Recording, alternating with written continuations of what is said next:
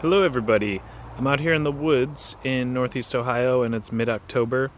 I am about to harvest some Birch Polypore mushrooms, so I just wanted to do a quick video about those, what they look like, and their medicinal qualities. Um, Obviously, being called the Birch Polypore, it likes to grow on birch trees. So over here you can see I am around a lot of birch and hemlock trees. Actually, we don't have that many birch trees in Ohio anymore. They, I think, are starting to die off because the climate has changed. But this is a really cool spot that I like to go to, and there's still a lot of birch trees around this rocky, like precipice. It's a beautiful area, and I will show you over here. So on these birch trees, you can see there's one on this standing birch. Well, it's like a standing birch. It's a dead birch, but you can see the top was gone. But I'll show you right here. You can see that's the top of the mushroom. This one's all eaten up by bugs and critters. So, you know, the critters of the forest, they actually instinctively will take nibbles out of it. This one, I mean, look at all that. There's just all kinds of bites taken out from the top. So that one's a little bit, far gone for harvesting purposes. I'm gonna leave it there. Sometimes I can actually see them sporulating underneath. You can see the spores coming out at times. This one I can't really see it right now. I don't know if it because last night we got pretty close to freezing temperatures. I'm not sure if it actually froze last night. It might have been our first frost. But they may get stunted and stop sporulating at that time. So it's possible that the cold temperatures stopped them from growing and sporulating. But I'm going to actually check back here on some of the other mushrooms that are still growing in the next couple days to see if they do continue growing or if they're just kind of going to be where they're at. And I'll show you down here. There's some way nicer specimens on a fallen. It was actually it was part of that same. Yeah, it was like the top part of that tree. So on this fallen part of the tree, there's a lot of really nice looking ones. You can see the top turns brownish. It's like real tan and brown.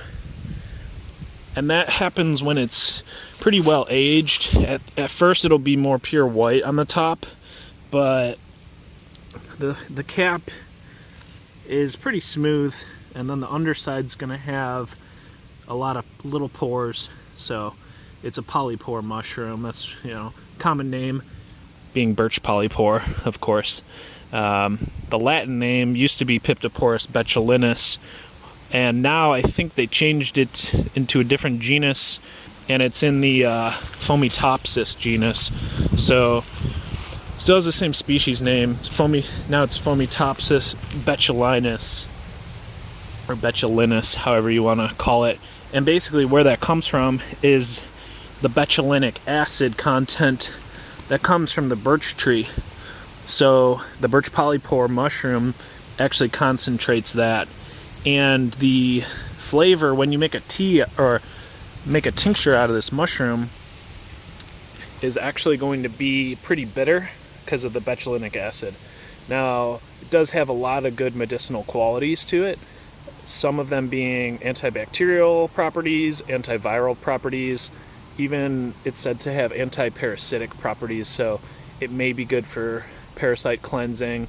I've also seen that it was used as a like a bowel function aid, almost like a mild laxative, and I've made tea out of it a lot, especially in the winter, and it's great.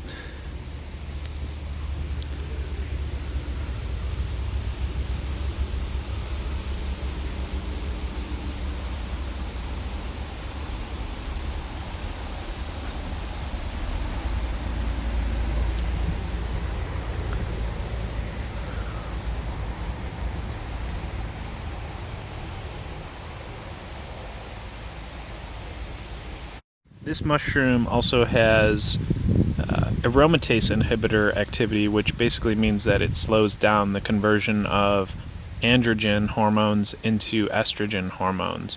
So aromatization potentially plays a role in things like hormone-related cancers, such as breast cancer and prostate cancer. And there are actually drugs on the market that are aromatase inhibitors and these drugs are designed to help with those cancers. Now, Birch Polypore is actually a natural aromatase inhibitor, so it may also be beneficial in those kinds of conditions. Or just for people in general that know that they aromatize their hormones or aromatize testosterone. So if you are into hormone health and you know specifically that you have an aromatization problem, Birch Polypore might be another strategy that you can use to slow that conversion down. Now, I'm not going to lie, these specimens here are pretty much prime and perfect as far as what I'm looking for taking home, slicing up, drying out, and saving for the winter. I might make tincture. I actually have tincture still, but I might make more of it because I'm finding a lot of these, and then I'll have some slices that I can make into tea for the next, at least, probably a year. Also, as you can see on this tree, there are some spots where there's some old stuff from last year or little nubs that I mean, a lot of this was from me last year. I saw some in this same spot. So what's really cool about the Birch Polypore is that it will usually fruit on a specific substrate, which would be the tree or log or the birch wood, and it'll continuously do that for, it could be several years. I mean, I definitely am seeing more here this year than I did last year.